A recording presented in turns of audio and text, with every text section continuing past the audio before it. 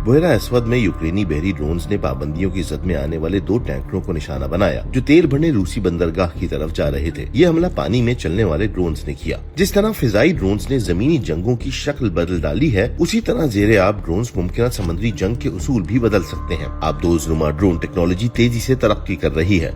कुछ मॉडल्स मुख्तलिफ अस्करी मिशन अंजाम देने की सलाहियत रखते हैं। एक जर्मन कंपनी ग्रे शार्क जेरे आब खुदकार ड्रोन बना रही है और इसे यूरोपीय हुकूमतों को फराहम कर रही है। पेंगुइन जैसी साख रखने वाला ये ड्रोन बारूदी सुरंगें तलाश कर सकता है, तारों की निगरानी कर सकता है और दुश्मन आबदोजों की आवाज सुन सकता है। हाइड्रोजन ईंधन से चलने वाला ये ड्रोन मसनूई जहानत और सोनार के जरिए चलता है। इसका नया मॉडल 4 माह तक पानी के अंदर रह सकता है। अमेरिका भी मांटा रे जैसे मंसूबों पर अरबों डॉलर लगा रहा है, जबकि रूस ने हाल ही में बगैर पायलट के जौहरी ताकत से चलने वाला टोरपीडो आजमाया। समंदर में इतनी दिलचस्पी क्यों?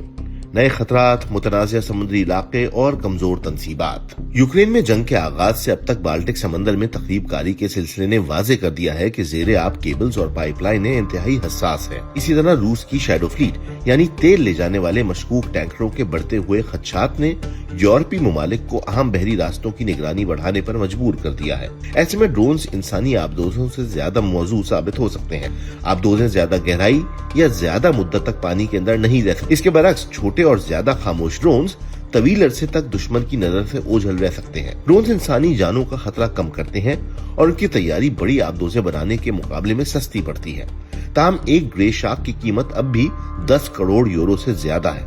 माहिरीन खबरदार करते हैं कि उनकी देखभाल पर भी भारी इखराजात आ सकते हैं।